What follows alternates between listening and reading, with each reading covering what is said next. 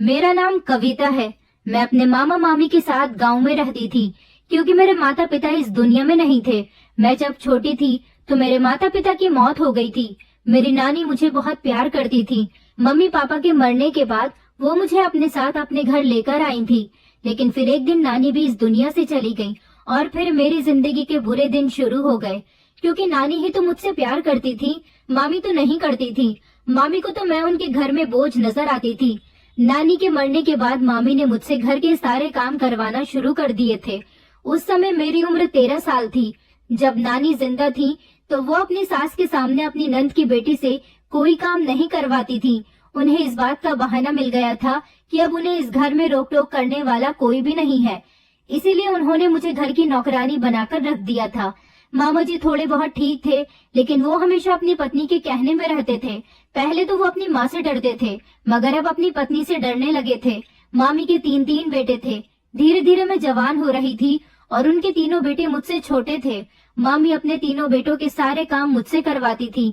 यहाँ तक कि इस घर में किसी को भी कोई काम होता तो वो मैं ही किया करती थी। हाँ, उन लोगों का मुझ पर इतना एहसान जरूर था कि वो मुझे अपने बच्चों के साथ साथ स्कूल भेजा करते थे।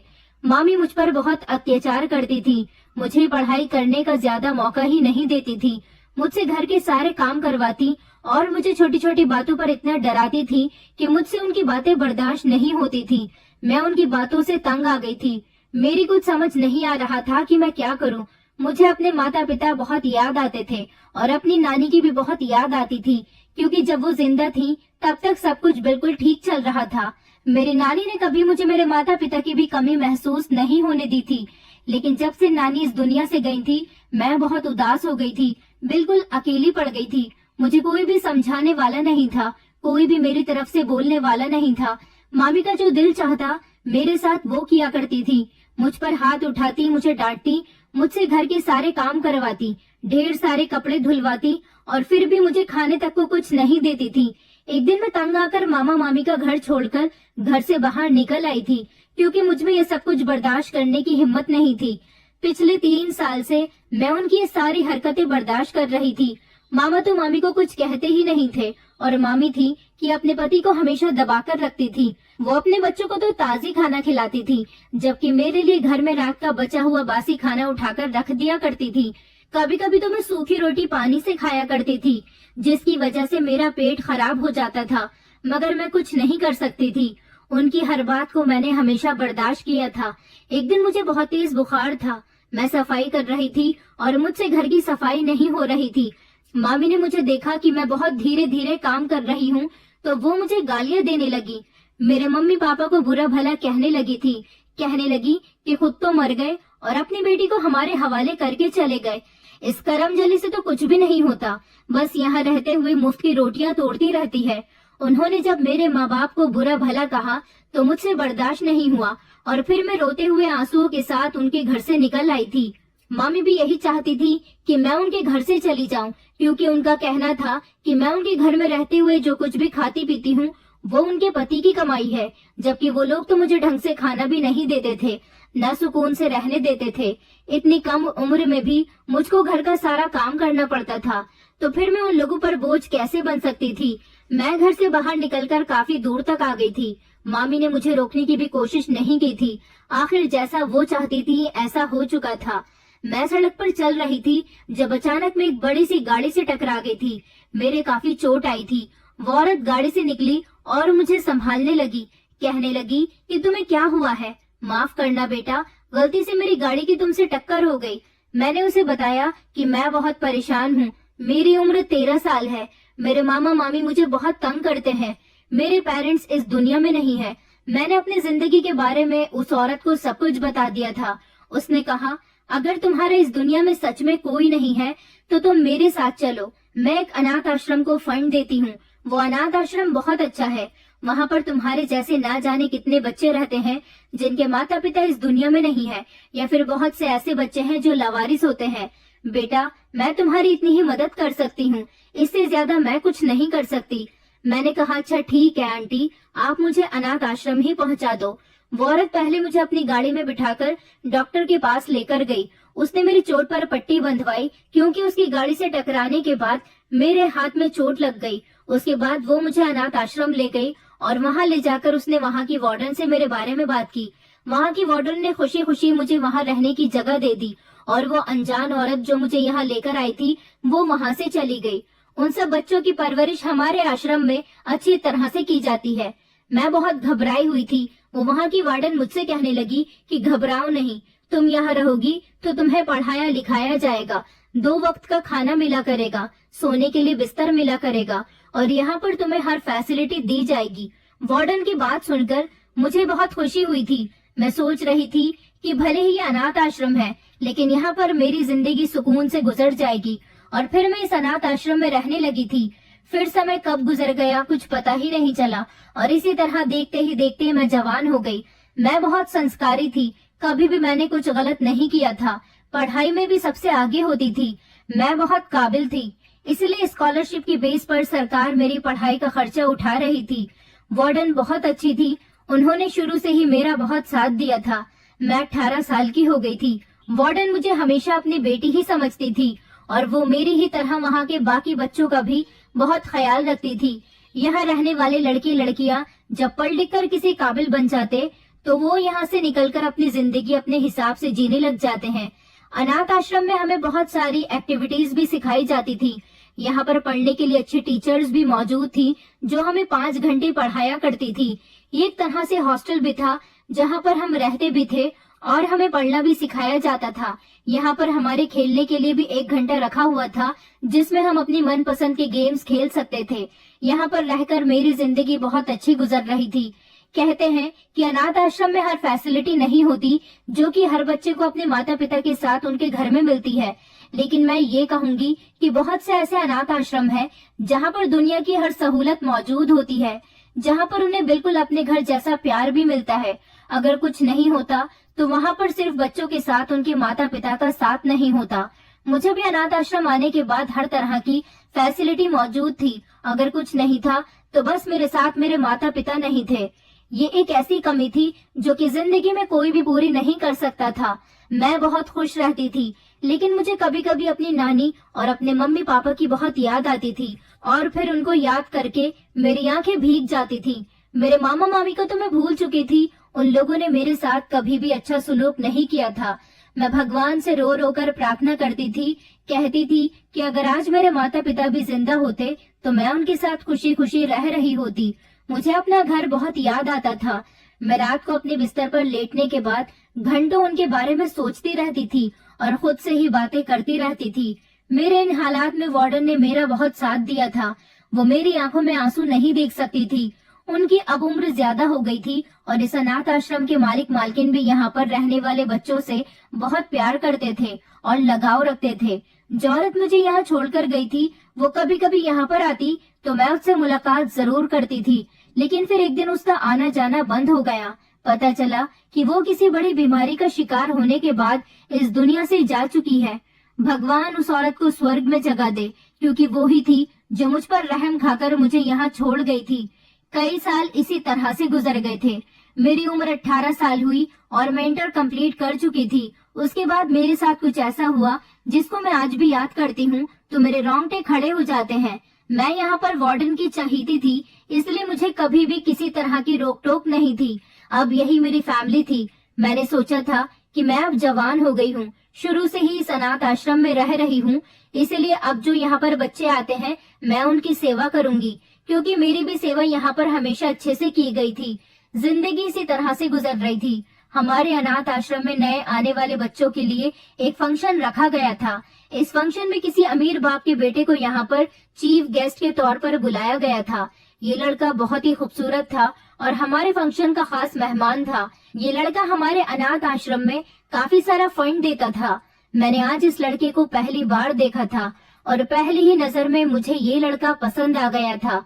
इसके अंदर एक अजीब सी बात थी, जितना ये देखने में खूबसूरत था उतनी ही खूबसूरत इसकी बातें थी। दिन इसी तरह से गुजरते जा रहे थे।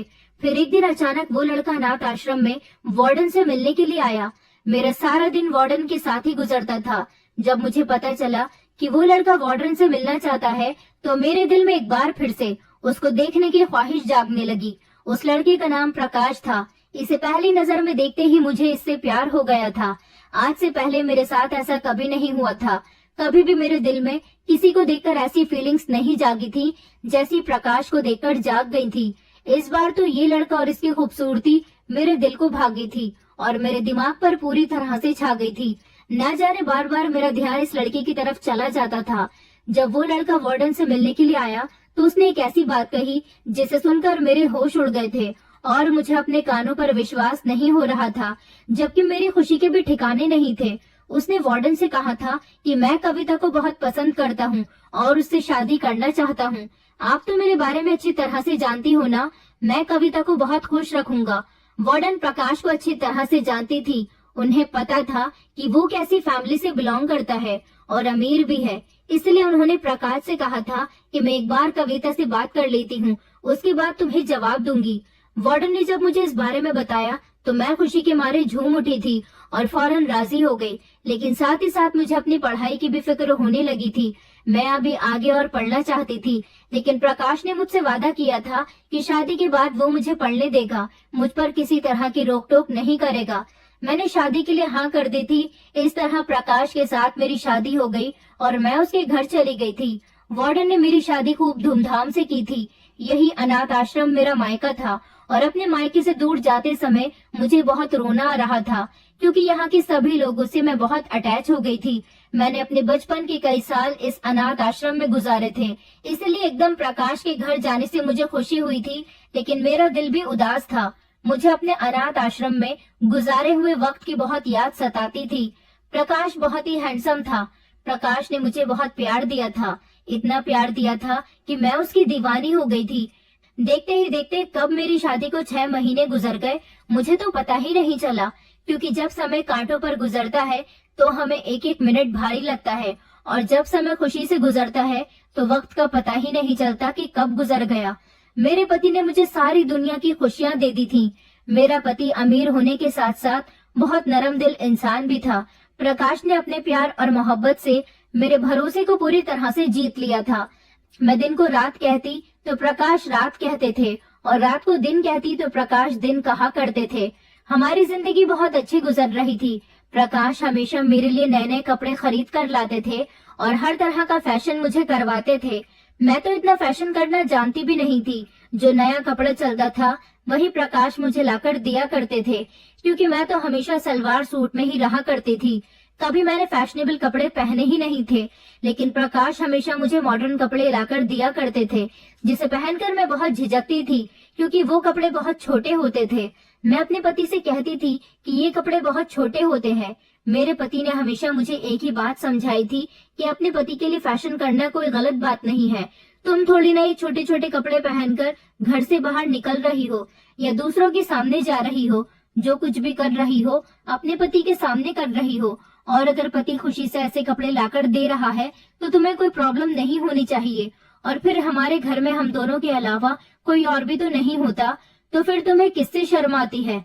मैं और तुम ही तो होते हैं। जैसा मैं कहता हूँ वैसे ही ड्रेसिंग किया करो और इस तरह तैयार होकर रहा करो।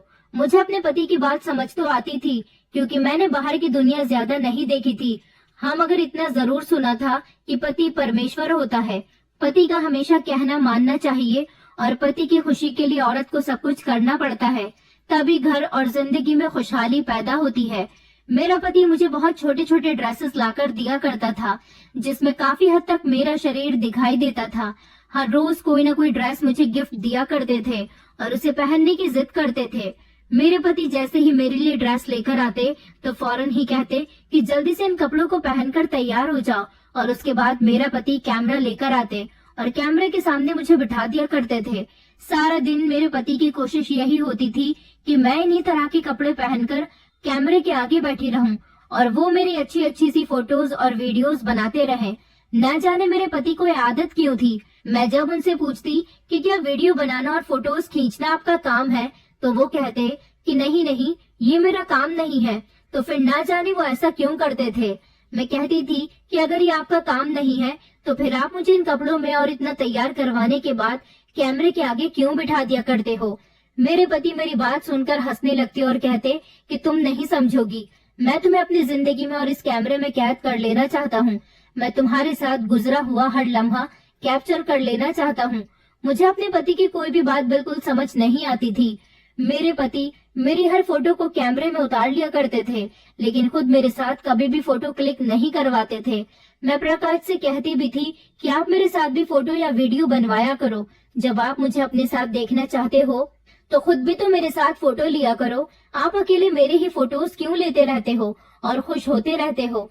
तो प्रकाश मुस्कुराते हुए मुझे हमेशा यही कहते कि तुम नहीं जानती हो तुम्हें इस कैमरे के आगे आने की कितनी बड़ी कीमत मिलेगी, इतनी मिलेगी कि तुम मालामाल हो जाओगी। अपने पति की बात तो मेरी कुछ समझ नहीं आती थी।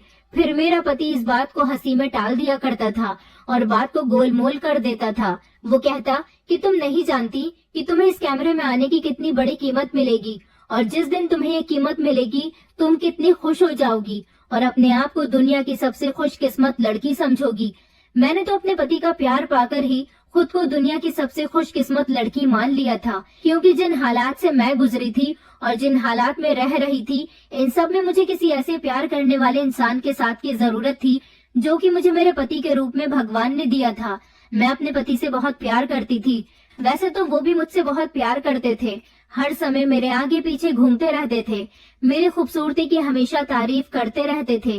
प्रकाश ने जब मुझे पहली बार देखा था तो मुझे देखते ही उन्होंने पसंद कर लिया था। न जाने उनके दिल को मैं किस तरह से भागी थी। हमेशा मुझे यही कहते रहते थे कि तुम मुझे उस सिंपल से अंदाज में भी इतनी ही खूबसूरत लगती थी जितनी कि अब इन कपड़ों को पहनने के बाद लगती हो। मेरा दिल उस समय ही तुम पर मर मिटा था और मैंने दिल में ठान लिया था कि शादी करूंगा तो सिर्फ कविता से ही करूंगा, नहीं तो किसी से भी नहीं करूंगा। प्रकाश के साथ जिंदगी गुजारते हुए मुझे किसी भी बात की कोई फिक्र नहीं थी। दुनिया की हर चीज प्रकाश ने मुझे घर में ही लाकर दी थी और दुनिया की हर फैसिलिटी उन्होंने मेरे लिए घर में मौजूद करवा दी थी। मुझे और क्या चाहिए था? और प्यार तो हमेशा मेरे पति मुझ पर न्योछावर करते ही रहते थे, लेकिन बस मुझे एक बात बहुत तंग करती थी और सोचने पर मजबूर कर देती थी कि प्रकाश मुझे हर समय कैमरे के आगे ही क्यों रखते हैं। जब भी मैं कहती हूँ कि आप भी मेरे साथ आकर फोटो खिंचवा लो तो हमेशा बात को घुमा दिया करते थे या फिर भारी रकम वाली बात कहकर टाल दिया करते थे। मुझे पैसे से कोई लेना देना नहीं था, मेरे पास तो भगवान का दिया सब कुछ था। अगर मेरे पति के पास इतना पैसा नहीं भी होता तब भी मैं अपने पति से बहुत प्यार करती। मुझे अपने पति से किसी तरह की कोई शिकायत नहीं थी। सिर्फ एक ही चीज थी जो मुझे अंदर ही अंदर परेशान करती रहती थी। फिर इस सोच को अपने दिमाग से निकालकर इग्नोर कर देती थी। प्रकाश मुझे कभी कभी अनाथ आश्रम भी लेकर जाया करते थे। अनाथ आश्रम जाने के बाद मैं वहाँ पर अपने पुराने साथियों से मिलती तो मुझे बहुत खुशी होती थी। हमेशा अनाथ आश्रम जाने के बाद वहाँ की मालकिन और वार्डन मुझसे यही पूछती थी कि तुम्हें प्रकाश से कोई तकलीफ तो नहीं है। मैं कहती थी कि नहीं, प्रकाश तो मुझसे बहुत प्यार करते हैं, मेरा ख्याल भी बहुत रखते हैं। और फिर वो प्रकाश से भी यही पूछती थी कि तुम्हें कविता कभी तंग तो नहीं करती? तो प्रकाश खुश होकर मेरी बहुत तारीफ करते थे। प्रकाश हमेशा मुझे बताया करते थे कि उन्होंने भी अपनी जिंदगी अपने माता पिता के बिना ही गुजारी है, इसलिए मुझे भी तुम जैसी ही लड़की के साथ की जरूरत थी। एक रात में सोई हुई थी कि प्रकाश अचानक से कमरे के अंदर दाखिल हुए। प्रकाश के हाथ में एक बैग था जिसमें बहुत ज्यादा शॉपिंग की हुई चीजें रखी हुई थी। प्रकाश ने आकर मुझे सोते हुए देखा तो उठाया और कहने लगे कि देखो, आज मैं तुम्हारे लिए पूरा शॉपिंग मॉल ही खरीद कर लेकर आया हूँ। आज की शूटिंग मुझे बहुत ही फर्स्ट क्लास चाहिए। मुझे अपने पति की ये बात परेशानी में डाल देती थी। मैं हमेशा अपने पति से यही कहती थी कि आप हमेशा मुझे शूटिंग करके तंग क्यों करते रहते हो? मैं क्या कोई फिल्म की हीरोइन हूँ या फिर कोई मॉडल हूँ जो आपके साथ हमेशा शूटिंग करती रहूं? क्या आप मेरे ऊपर कोई फिल्म बना रहे हो? और शूटिंग के लिए तो आप हमेशा पागल रहते हो। मैंने अपने पति से कहा कि अभी मुझे बहुत नींद आ रही है, मैं आपको ये कपड़े सुबह पहनकर दिखा दूंगी, लेकिन मेरे पति ने तो जिद ही कर ली थी। कहने लगे कि अभी उठो और मुझे जल्दी से ये कपड़े पहनकर दिखाओ कि तुम इसमें कितनी सुंदर लग रही हो। मुझे अभी और इसी समय तुम्हारा शूट करना है। मुझे अपने पति का ये पागलपन बहुत परेशान कर देता था। मैंने एक से दूसरी बार जब अपने पति को तैयार होने से साफ इनकार कर दिया तो अपने पति का बदलता हुआ रूप देखकर मेरे पैरों तले से जमीन निकल गई थी। अचानक मेरे पति को बहुत गुस्सा आ गया। न जाने वो ऐसे रिएक्ट क्यों कर रहे थे। गुस्सा करते हुए मुझसे कहने लगे कि मैं जैसा कहता हूँ वैसा ही करो। जब उन्होंने देखा कि मैं उनके ऐसे बिहेवियर से डर गई हूँ तो उन्होंने अचानक मुझसे प्यार से बात करना शुरू कर दिया। मुझे प्यार से तैयार होने के लिए कहने लगे। प्रकाश का इस तरह गुस्से में बात करना आज मुझे चौंका गया था, क्योंकि वो तो हमेशा ही मुझसे प्यार से बात करते थे। ऐसा इसलिए था क्योंकि मैं हमेशा उनके एक बार के ही कहने पर ही तैयार हो जाया करती थी। आज मैं उनसे तैयार होने के लिए मना कर रही थी, तो शायद उन्होंने इसलिए मेरे साथ ऐसा बिहेवियर कर दिया हो। फिलहाल मैं बहुत डर गई थी और डर के मारे फौरन से पहले उठकर तैयार हो गई। मेरे दिल में अब अपने पति की तरफ से डर बैठ गया था। मैं प्रकाश से अब पहले की तरह खुलकर बात भी नहीं करती थी। न जाने मुझे ऐसा क्यों लगता था कि प्रकाश के अंदर कोई न कोई परेशानी जरूर चल रही है। कोई तो ऐसी बात है जिसको लेकर प्रकाश हमेशा परेशान रहते हैं और मुझसे कई बार उलझ भी जाते हैं। ये ऐसी बातें थी जिनको मैं ज्यादा देर तक इग्नोर भी नहीं कर सकती थी, और बताती भी तो किसको बताती। मेरा था ही कौन इस दुनिया में। कोई होता तो मेरे पीछे आता और मेरा हालचाल पूछता। अनाथ आश्रम भी मैं खुद ही जाती थी, तो तभी वहाँ के लोगों से बात हो जाती थी। तब भी प्रकाश मुझे अकेला नहीं छोड़ते थे। जैसे ही मैं बाथरूम से तैयार होकर बाहर निकली तो मेरे पति मुझे प्यार करते हुए बेड पर बिठाने लगे और साथ ही मेरे बाल खोलकर सेट करने लगे। ऐसा लग रहा था जैसे किसी फिल्म की शूटिंग करवाने के लिए मुझे तैयार कर रहे हैं। मैं बहुत डरी हुई थी। मेरे पति ने मेरे बाल खोले और मुझे तैयार करके कैमरे के आगे बिठा दिया। मैं घबराई हुई कैमरे के आगे घंटों बैठी रही और प्रकाश तरह तरह के एंगल से मेरी फोटो शूट करते रहे। फिर उसके थोड़ी देर के बाद मेरे पति ने अपना कैमरा उठाया और घर में एक कमरा ऐसा था जहां पर प्रकाश की फोटोग्राफी का सारा सामान पड़ा हुआ था, जहां प्रकाश फोटोशूट करने के बाद फोटोज और वीडियो की एडिटिंग करता था और उन्हें डेवलप करता था और मूवीज भी बनाता था। उस कमरे में मेरा जाना मना था। प्रकाश ने मुझे शादी की रात ही कह दिया था कि तुम्हें इस कमरे में बिल्कुल भी नहीं जाना है, ये मेरा पर्सनल कमरा है। मैं कभी सफाई करने के लिए वहाँ जाने को कहती थी तो मेरे पति कहते थे कि मैं वहाँ की सफाई खुद ही कर लूंगा, तुम्हें गलती से भी वहाँ जाने की जरूरत नहीं है। वहाँ पर मेरा बहुत सामान बिखरा पड़ा है, अगर मेरी कोई भी चीज इधर से उधर हो गई तो बहुत प्रॉब्लम हो जाएगी। मैं यही सब कुछ सोचकर इस कमरे में कभी नहीं गई थी कि मेरे पति का जरूरी सामान वहाँ पर पड़ा हुआ है और फिर उन्होंने मुझसे मना भी कर दिया है वहाँ जाने के लिए, तो फिर मुझे क्या जरूरत पड़ी है कि मैं वहाँ जाऊँ। इसलिए मैंने भी वहाँ पर जाना ठीक नहीं समझा था। लेकिन अब प्रकाश की हरकतें मुझे कुछ ठीक नहीं लगती थी। अब मेरा मन करता था कि मैं जाकर वो कमरा चेक करूं, आखिर उसमें ऐसा भी क्या है और मेरा पति मेरी फोटोज को लेकर इस कदर पागलपन क्यों दिखाता है। मैं दिन भर यही सोचती रहती थी कि कैसे उस कमरे की चाबी अपने पति से ली जाए और कैसे कमरे के अंदर चेक किया जाए, क्योंकि अब मुझे अपने पति पर शक होने लगा था। मैं प्रकाश की हरकतें देखती तो मुझे कुछ उसकी हरकतें अजीब अजीब से लगने लगती थी, लेकिन मैं मजबूर थी। मैं कुछ भी नहीं कर सकती थी, सिर्फ सब कुछ अपने इधर उधर होता हुआ देख सकती थी। मेरे पति के पास हमेशा उनकी जेब में बंदूक रखी हुई होती थी। मैं पूछती कि आप अपने साथ क्यों रखते हो, तो वो कहते थे कि मैंने ये अपनी सेफ्टी के लिए रखी हुई है। मैं अकेला ही इतनी प्रॉपर्टी का मालिक हूँ।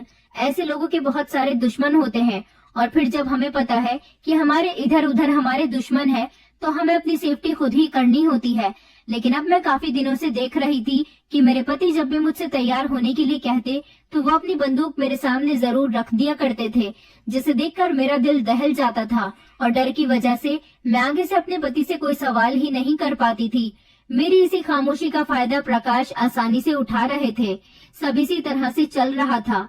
पहले तो मुझे लगता था कि मैं दुनिया की सबसे खुशकिस्मत लड़की हूँ जिसे प्रकाश जैसा हस्बैंड मिला, लेकिन अब धीरे धीरे समय गुजरने के साथ साथ मुझे ऐसा लगने लगा था जैसे मेरे लिए ये कोई जेल है।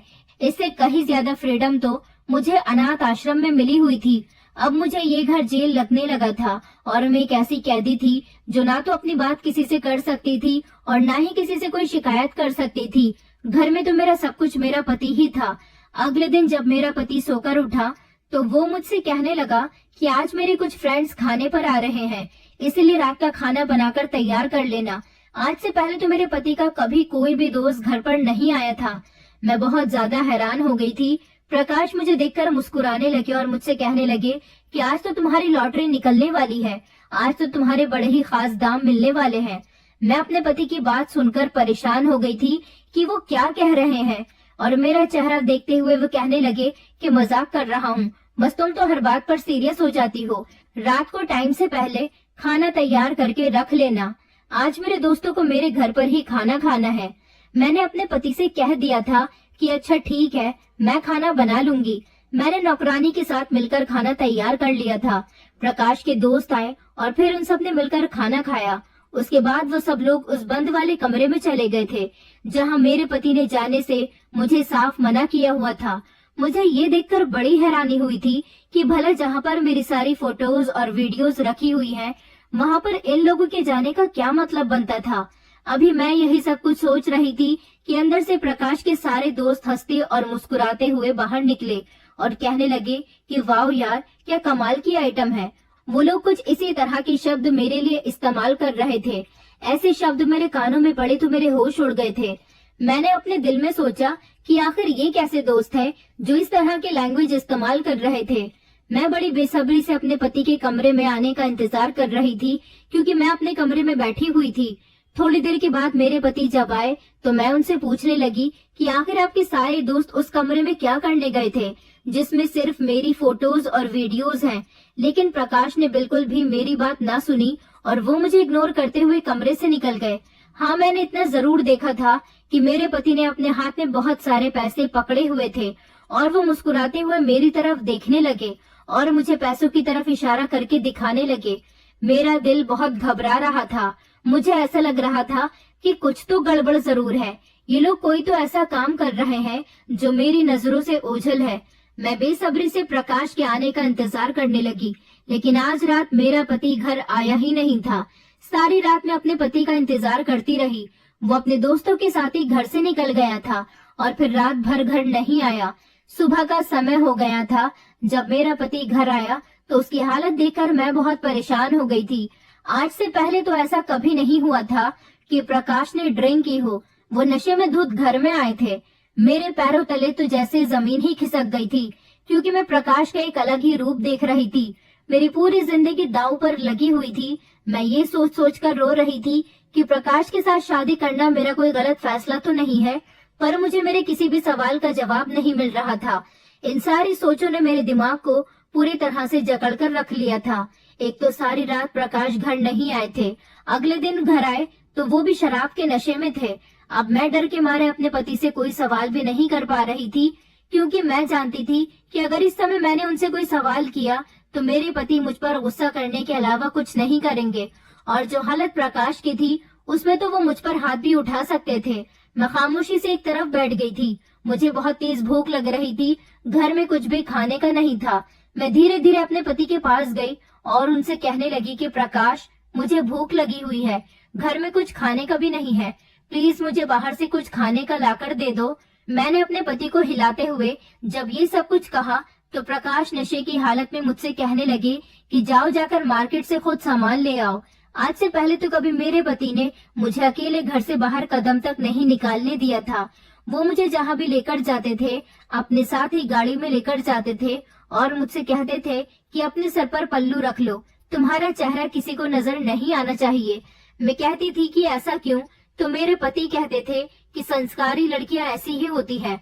मैं जानता हूँ कि तुम बहुत संस्कारी हो। अगर तुम अपने चेहरा ढक लोगी तो मेरे अलावा तुम्हें कोई नहीं देख सकेगा, क्योंकि मैं दूसरों की नजरें तुम पर बर्दाश्त नहीं कर सकता।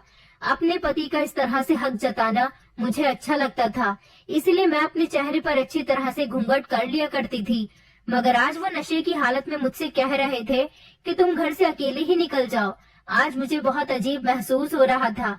मैंने दिल में ठान लिया था कि मैं सामान लेने के बहाने अनाथ आश्रम भी जरूर जाऊंगी और वहां जाकर वार्डन को ये सारी बात बताऊंगी। शायद उनसे मुझे कोई अच्छी एडवाइस मिल जाए और मेरा घर भी बच जाए, क्योंकि मुझे अपना घर उजड़ता हुआ नजर आ रहा था। मेरा पति तो नशे की हालत में अभी सो रहा था। मैं घर बंद करके ड्राइवर के साथ मार्केट से कुछ खाने के लिए निकल गई और मैंने ड्राइवर से कहा भी था कि मुझे अनाथ आश्रम भी लेकर चलना। जैसे ही मैं एक रेस्टोरेंट के बाहर गाड़ी से उतरी तो लोग मुझे देखते ही बुरा भला कहने लगे और अजीब अजीब नजरों से घूरने लगे। मेरी समझ नहीं आ रहा था कि ये लोग मुझे इस तरह से क्यों देख रहे हैं। मुझे लगा कि ये लोग किसी और को देखकर ऐसी बातें कर रहे होंगे, मगर चक्कर तो कुछ और ही था। आज मैंने अपने चेहरे पर घूंघट भी नहीं किया हुआ था। आज मैं अपना चेहरा खोल कर ही घर से बाहर निकली थी। मगर हैरान तो तब हुई थी जब कुछ लोग मेरे पास आए और मुझे बुरा भला कहने लगे। मेरी समझ नहीं आ रहा था कि लोग मुझे ऐसी बातें क्यों कह रहे हैं। मैंने पूछने की भी कोशिश की तो वो लोग मुझे इतनी बातें सुनाने लगे कि मैं अपने कानों पर हाथ लगाने लगी थी। फिर एक लड़की ने मुझे अपने मोबाइल में एक ऐसी वीडियो दिखाई जिसे देखकर मेरे पैरों तले से जमीन निकल गई थी, क्योंकि उस वीडियो में तो मैं थी। अपनी ही वीडियो देखकर मैं बहुत ज्यादा परेशान हो गई थी और मुंह छुपाते हुए जल्दी से मैं गाड़ी में बैठ गई और ड्राइवर से अनाथ आश्रम चलने के लिए कहा। मैं वहां से बिना कुछ खाए पिए ही अनाथ आश्रम आ गई थी और फूट फूट कर रो रही थी। जैसे ही मैं अनाथ आश्रम आई, मैं वार्डन के गले लगकर बहुत रोई थी। वार्डन मुझे देखकर परेशान हो गई और मेरे रोने की वजह पूछने लगी। मेरी कुछ समझ नहीं आ रहा था कि मैं उनको क्या बताऊं। प्रकाश जो मेरे लिए कपड़े लाता था वो बहुत ही छोटे छोटे कपड़े होते थे। मैं जब भी इतने छोटे कपड़े पहनने से उसे मना कर देती तो वो मुझसे लड़ने झगड़ने लगता था। आज मुझे इस सारे मामले की समझ आ रही थी, लेकिन मैं अपनी जबान से कुछ भी बयान नहीं कर पा रही थी कि मैं कैसे इस हकीकत को बताऊं। वो बहुत ही गंदी वीडियो थी जो मैंने देखी थी। यही वजह थी कि प्रकाश कैमरे के आगे मेरे साथ खड़ा नहीं होता था। मुझे अपने कपड़े देखकर बहुत अजीब अजीब महसूस हो रहा था।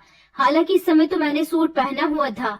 मेरी आंखों से आंसू लगातार बह रहे थे, क्योंकि आज तक मैंने अपना चेहरा किसी को नहीं दिखाया था और आज सारे जमाने ने मेरे साथ इतना बड़ा अत्याचार कर दिया था। मुझे कुछ समझ नहीं आ रहा था कि अब मैं क्या करूं। मैं वार्डन के गले लगकर लगातार रोए चली जा रही थी। मैंने वार्डन को सब कुछ बता दिया था। वो भी मेरी बातें सुनकर परेशान होने लगी। मुझे तकलीफ सिर्फ इस बात की थी कि मेरी इज्जत खराब हो गई थी। जो लोग हमेशा मेरे संस्कारी होने की तारीफ किया करते थे, वो सब मुझे आज गालियां दे रहे थे और इस सब का जिम्मेदार कोई और नहीं, सिर्फ और सिर्फ मेरा पति था। मैंने दिल में ठान लिया था कि मैं अब अपने पति के घर नहीं जाऊंगी और उसकी ऐसी हरकत करने से मैं उसे कभी माफ नहीं करूंगी। मैंने वार्डन के साथ मिलकर एक प्लान बनाया और उस प्लान के मुताबिक मैं चुपचाप घर वापस चली गई थी। और जब मैं घर गई तो मेरा पति नशे की हालत में ही था। मैंने प्रकाश पर किसी भी तरह की कोई बात जाहिर नहीं होने दी थी। वो ये बात नहीं जानता था कि मुझे सारी सच्चाई पता चल गई है। मैं नहीं चाहती थी कि उसे मुझ पर शक होने लगे। प्रकाश जब होश में आया तो मुझे अपने पास देखकर बहुत खुश हुआ था। मैं ना चाहते हुए भी अपने पति के साथ बिल्कुल सही तरीके से रिएक्ट कर रही थी। मैंने रात के बारे में प्रकाश से कोई बात नहीं की थी, लेकिन प्रकाश पर मुझे बहुत गुस्सा आ रहा था। आज जब दोबारा से प्रकाश नशे की हालत में घर आया तो मैंने बहुत अच्छे तरीके से स्टाम्प पेपर पर प्रकाश के साइन ले लिए थे। स्टाम्प पेपर पर मैंने प्रकाश की सारी प्रॉपर्टी अपने नाम करवा ली थी, क्योंकि मैं नहीं चाहती थी कि प्रकाश इस जायदाद के बलबूते पर किसी और की जिंदगी बर्बाद करे। और उसके बाद मैंने पुलिस में कंप्लेंट दर्ज करवा दी थी। जो कुछ प्रकाश ने मेरे साथ किया था वो सब कुछ मैंने पुलिस में जाकर बयान दे दिया था। मैं और मेरी वार्डन मेरे साथ पुलिस स्टेशन में बयान देने गई थी। पुलिस घर आई तो वो बंद कमरा जिसमें मुझे कभी भी मेरे पति ने जाने नहीं दिया था, जब उस कमरे का ताला तोड़ा गया तो अंदर की हालत देखकर मैं दंग रह गई थी, क्योंकि वहाँ पर मेरी गंदी वीडियोस और फोटोज पड़े हुए थे। मेरे अलावा और भी कई लड़कियां थी जिनकी वीडियो और फोटोज वहाँ पर थी। मैं ये सब देखकर चिल्लाने लगी थी।